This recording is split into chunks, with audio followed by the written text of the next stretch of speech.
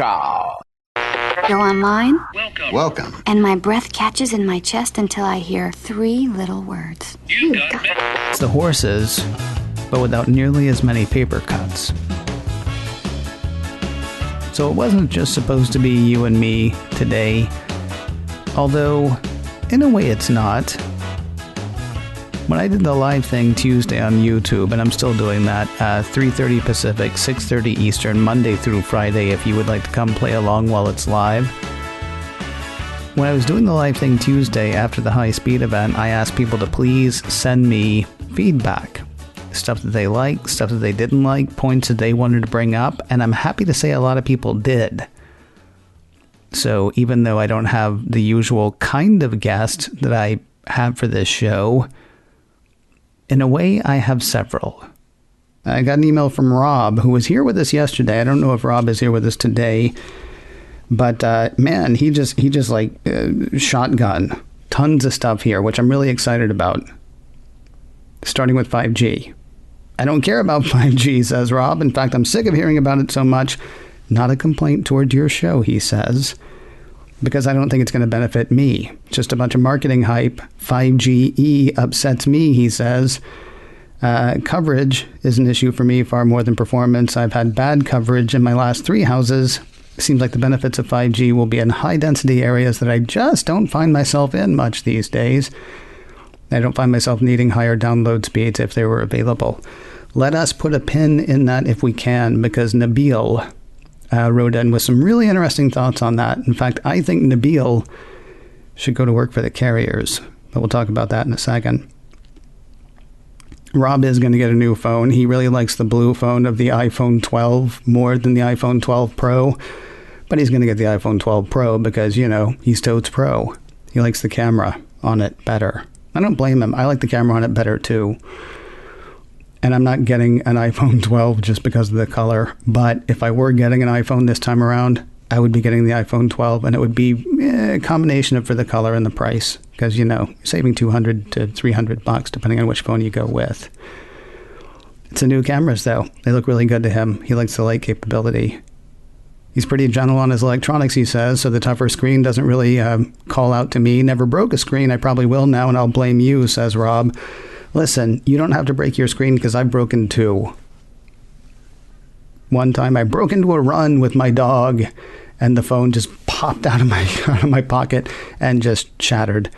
And then one time I was going for a run by myself and got out of my car and fell screen down and the phone shattered. Moral of the story is no running. Not with high-priced electronic equipment anyway. LiDAR looks cool, says Rob. Not sure how I'll use it. Will it be more accurate measuring tool? That would be neat. Going to put a pin in that one as well because Vern wrote in about that. Rob did have a thought on the missing earpods and the missing charger. Not going to miss them. I have plenty of those. I think it would be a non-issue if they just gave it to anybody who actually needs it. They could include a voucher for them in the box. I think it would be a small percentage that would actually redeem it. I would be upset if I was a first-time buyer and had to pay extra for the charger. I agree-ish. The problem with putting the voucher in the box is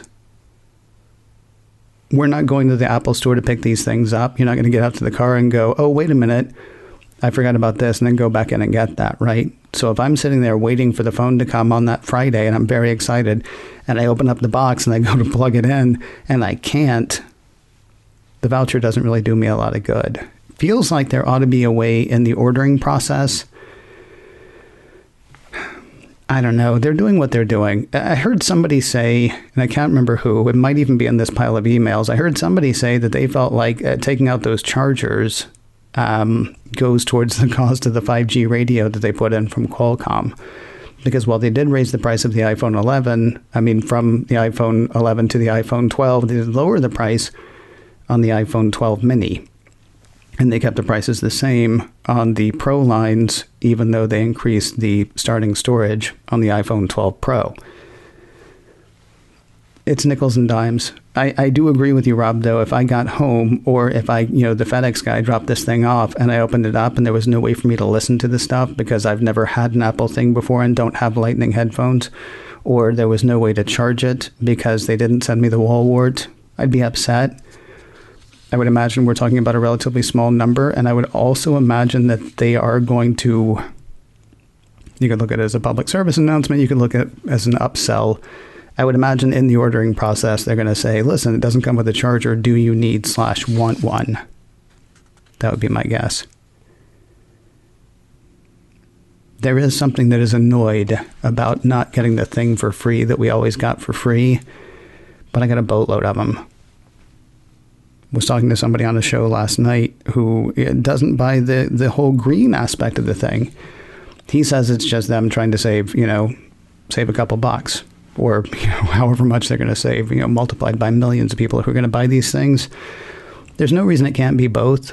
It's obviously going to benefit Apple financially to not include these little tiny bits of accessory with every phone that goes out. It will also do the things that they talked about, I assume. When the airlines started talking about how much money they were going to save in fuel every year by using an iPad versus the heavy flight bags that they used to carry, I don't think it's not true that Apple is not going to cut down on emissions by being able to put more of these things on a pallet. It's funny because there are so many different things tied to that. Are they actually able to keep the price of the iPhone a bit lower because they're no longer including those things? Will it actually reduce waste? Is it actually going to be better for the planet? Versus how upset is somebody going to be that they don't get another free pair of headphones? It's a thing to complain about. It'll be a complaint certainly for the first couple of days. After that, I think it becomes a non-issue. Finally, Rob says, HomePod Mini looks nice. I'm curious to see how it sounds. Hopefully better than the Echo. Echo? I'd like to have an additional speaker from my office. I have HomePods in my living room and bedroom now, and I'd like to be able to hear stuff as I move through the house. $99 seems like a good price to me. I agree. I'm thinking I'm probably going to end up getting one for the kitchen. I've got one HomePod. It is not centrally located. Curious to see about that, but I haven't decided yet. We've got until the 6th of November to decide, so this is not a you need to know by midnight on Friday, unlike the iPhone thing. Rob, that is a ton of great stuff there. And listen, you write anytime you want to. I thoroughly appreciate it. Thank you very much. Now, I said Nabil had some interesting thoughts on 5G. I have been, if you've been watching this or listening to In a Few Minutes or catching me on other shows, I have been wondering what the magic thing is about 5G. And I think Apple did a good job explaining it yesterday if I could get myself out of my own head. Because what I said, I believe, on Mac Voices yesterday was that the two things that they showed me where 5G would be beneficial is if you were a video editor or if you're a brain surgeon. Literally, those were the two things that they showed. And I have edited a little video, but I'm not a video editor, and I'm certainly not a brain surgeon. So Nabil wrote in to say, here's the interesting thing about 5G. The speeds are similar to the speeds of the connection to your hard drive or memory inside your device. All of a sudden, cloud storage isn't that thing where you warehouse files and wait for them to download and upload. The cloud is your internal hard drive. The question is if in real-world scenarios you can actually get 1 gigabits consistently. If you can, this will be a game changer. Why shell out an extra few $100s for the larger iPhone when your iCloud storage is just as fast and you can expand it to 1 terabyte? This is where one of the paradigm shifts lay.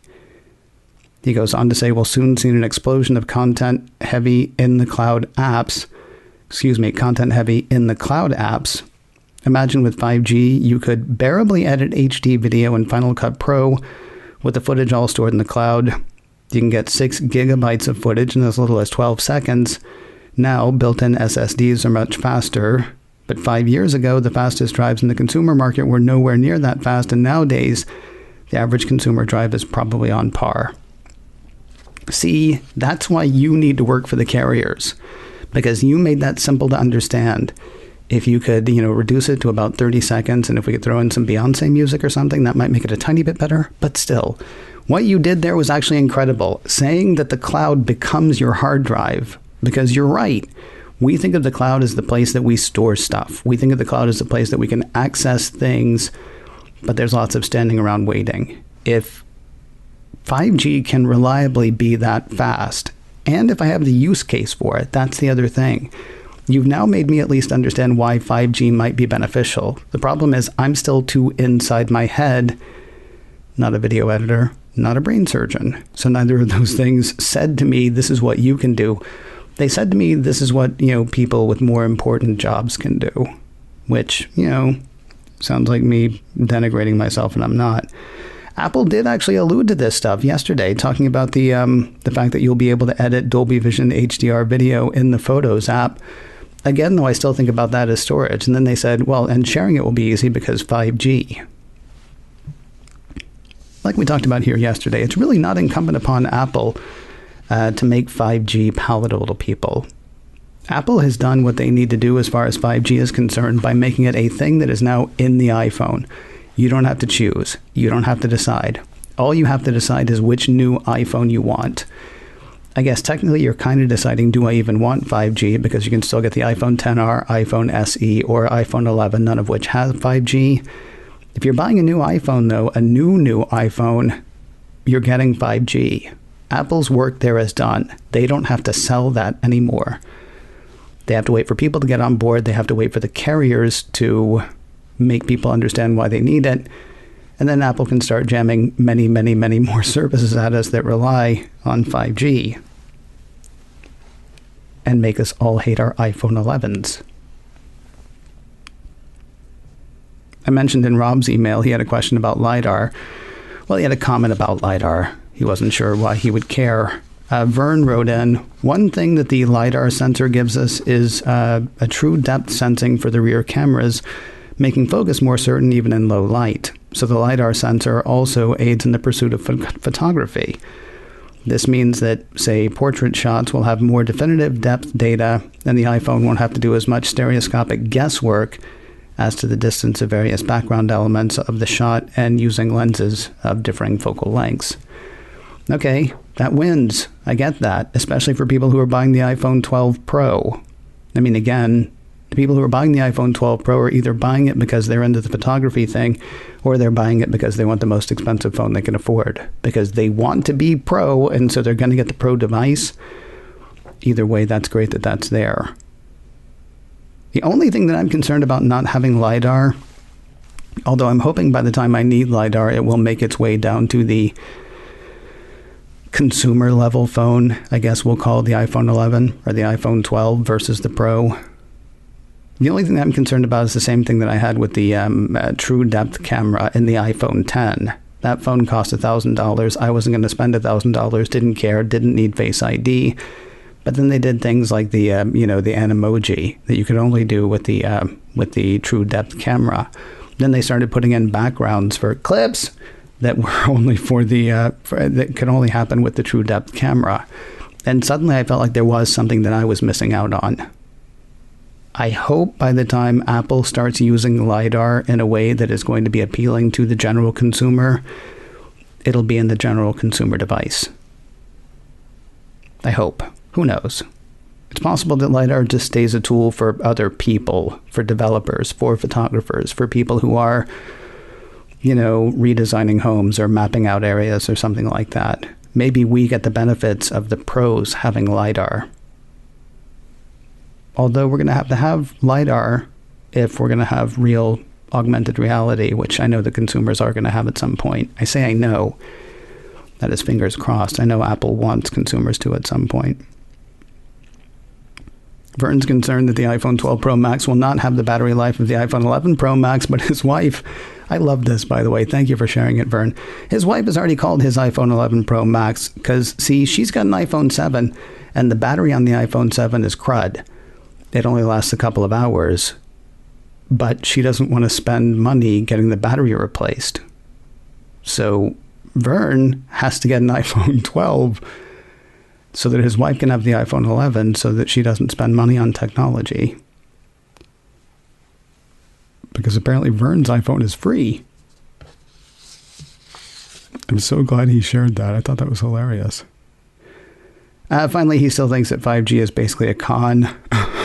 And honestly, I think the savings from the power brick and the earpods are going to Qualcomm's coffers. That's probably what I was thinking of earlier when I said they might be saving a couple bucks here and there to make the phones as palatable price-wise as they are.